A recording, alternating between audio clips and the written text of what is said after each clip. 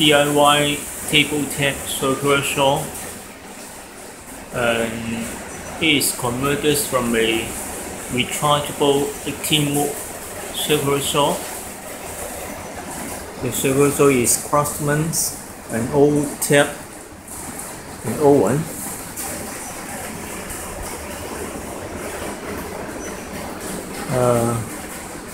This tabletop circular saw is double suction. The top suction and the lower sections through these two holes and a junction, and this junction is made by T pumping connector, and this ring connect to a home vacuum cleaner, and so the chips will not fly all over my house. And also it is double safety. This dust hook, and also there is brake cover here. This brake cover is belong to the original circular saw here, and I make the suction hole here,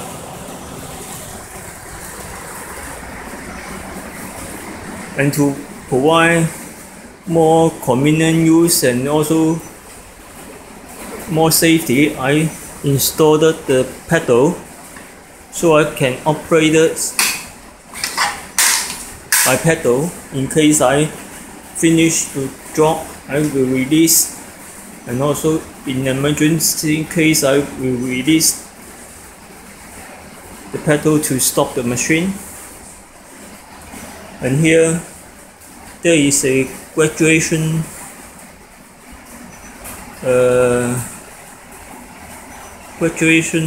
length scale here.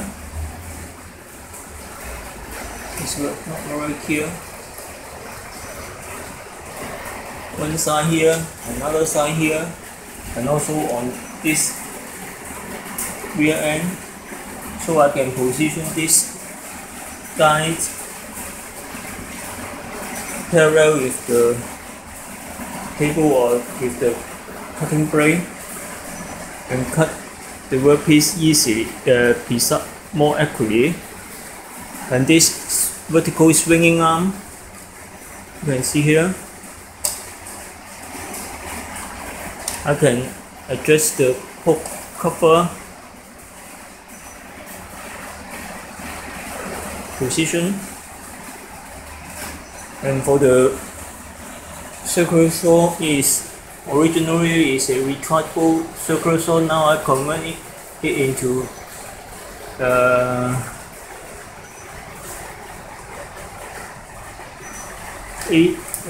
a power supply sources.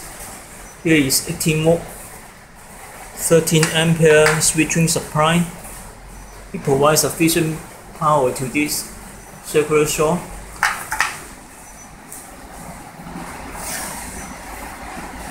And I now mention the safety measures or precautions during the cutting. Here I have the string connect to the safety guard inside, and I can open. This is spring returned. I can open it with this string, and during cutting I will click it on the pin here or the pin on here somewhere, and then start cutting, and don't attempt to position the finger inside this dust hole for safety purpose. And one thing in cutting, you always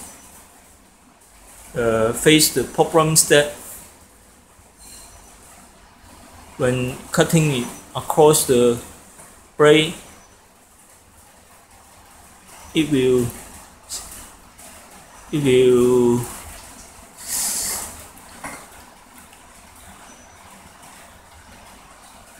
slide backward, and a very dangerous situation that is will quickly stop the spring back.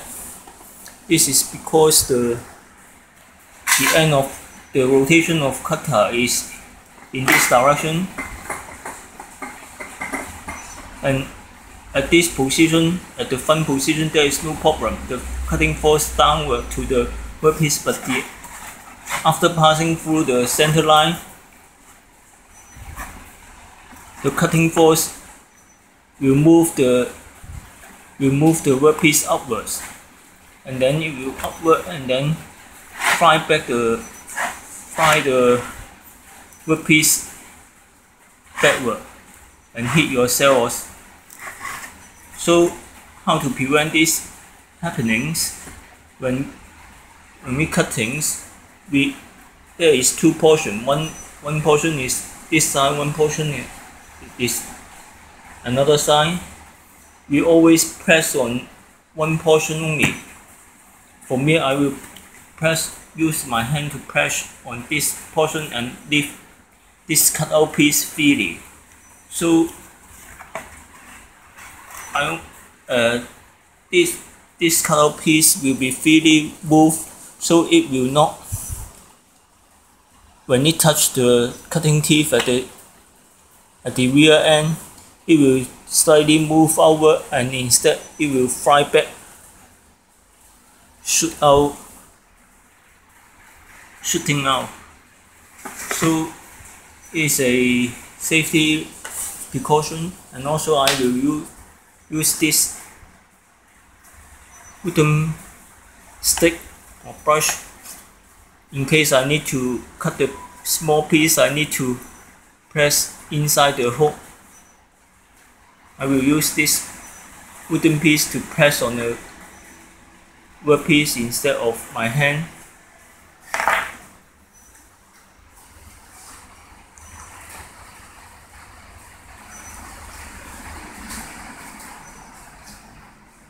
And one more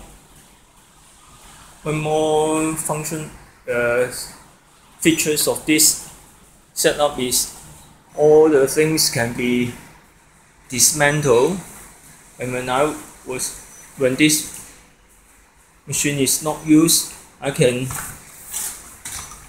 take it out. This leg can be taken out and throw up, and the cutting saw can be dismantled by disassembly force screw, and also this rack, all things. Then I can store it in very small space to save my space, because my living room is of limited space. Fabrication of this tabletop circular saw, please refer to the others videos that post on the YouTube on my channel. Thank you for your watching.